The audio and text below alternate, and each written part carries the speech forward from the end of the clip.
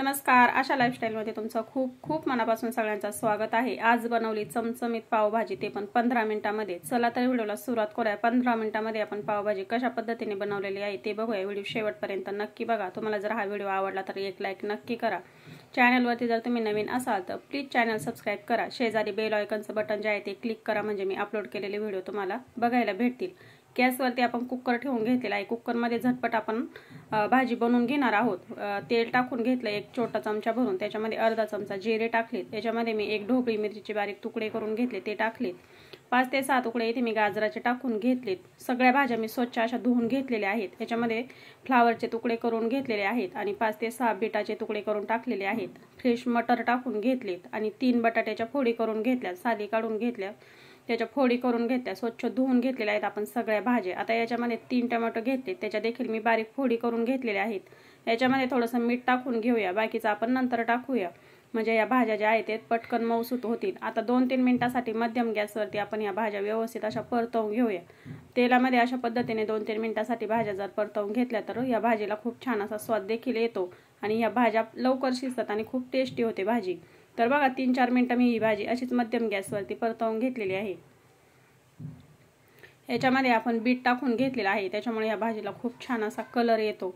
आपल्याला एक्स्ट्राचा कलर टाकण्याची आवश्यकता पडत नाही। आता याच्यामध्ये आपण पाणी टाकून घेतलेलं आहे। खूप प्रमाणामध्ये पाणी टाकायचं नाही, तर भाज्यांच्या थोडंसं खालोखाल पाणी इथे मी टाकून घेतलेलं आहे बघा ह्या पद्धतीने। आता आपण याचं झाकण लावून घेऊया आणि याच्यात 3 शिट्ट्या करून घेऊया आणि 3 मिनिटं कमी गॅसवरती शिजवून घेऊया।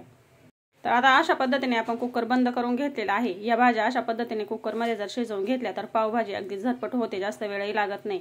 15 मिनिटांमध्ये भाजी आपली तयार होते। आता गॅसवरती मी कढई ठेवून घेतलेली आहे। याच्यामध्ये एक मोठा चमचा भरून तेल टाकून घेतलेला आहे। तर इथे 3 कांदे घेतलेले आहेत मी बारीक चिरून, ते टाकून घेतलेत। कांदा मस्त गुलाबी रंगापर्यंत आपण आता हा परतवून घेऊया। बघा कांद्याचा कलर चेंज झालेला आहे। आता आपण याच्यामध्ये अद्रक आणि लसूणची पेस्ट टाकून घेऊया 1 चमचा भरून। पेस्ट टाकून घेतल्यानंतर 1 मिनिटभर कांद्यामध्ये व्यवस्थित असं मिक्स करून घेऊया।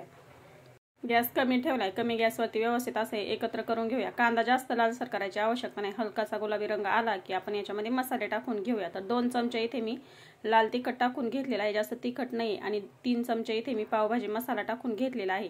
मसाले व्यवस्थित असे एकत्र करून घेऊया। बघा 1 मिनिटासाठी मसाले व्यवस्थित असे मी एकत्र करून घेतलेत। गॅस कमी केलाय। आता याच्यामध्ये आपण पाणी टाकून घेऊया आणि हा कांदा आणि मसाले व्यवस्थित छानपैकी शिजवून घेऊया। गॅस कमी ठेवायचा आणि कमी गॅसवरती आपण छान तेल सुटेपर्यंत हे बघा शिजवून घेऊया अशा पद्धतीने। कुकर मी उतरून घेतलेला आहे, गॅस बंद केलाय, 3 शिट्ट्या झाल्या, 3 मिनिटं मी कमी गॅसवरती शिजवून घेतले। आता कुकर उघडून बघूया। तर बघा मस्त अशा भाज्या आपल्या इथे शिजलेल्या आहे, भाज्यांचा कलर देखील चेंज झालेला आहे। आता चमच्याने एकत्र करून घेऊया आणि थोडंसं थंड झालं की आपण इथे मॅशर घेतलेला आहे आणि याने मॅश करून घेऊया सगळ्या भाज्या। अशा पद्धतीने मॅश करून घ्यायच्या। तर थोडंसं थंड झाल्यानंतर मी हे मॅश करून घेतले, खूप गरम होतं।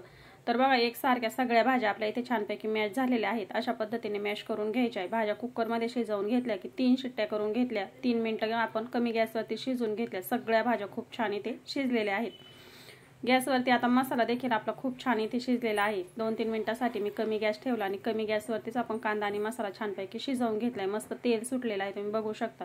आता याच्यामध्ये आपण मॅश करून घेतलेल्या भाज्या टाकून घेऊया। अशा पद्धतीने पावभाजी बनवायला आपल्याला जास्त वेळही लागत नाही आणि भाजी खूप छान अशी टेस्टी चमचमीत भाजी तयार होते। संपूर्ण भाज्या आपण इथे कढईमध्ये काढून घेऊया। तर संपूर्ण भाजी इथे मी कढईमध्ये काढून घेतलेली आहे, एकत्र करून घेऊया।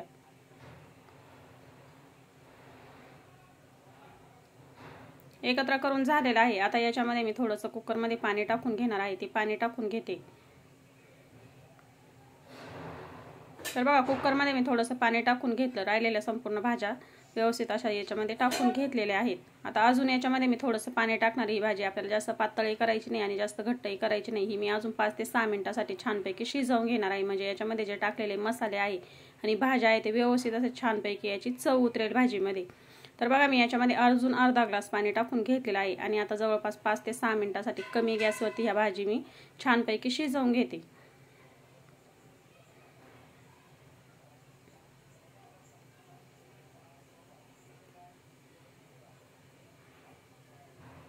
तर भाजी आपण अधूनमधून मिक्स करत राहूया, म्हणजे खाली कढईला करपणार नाही।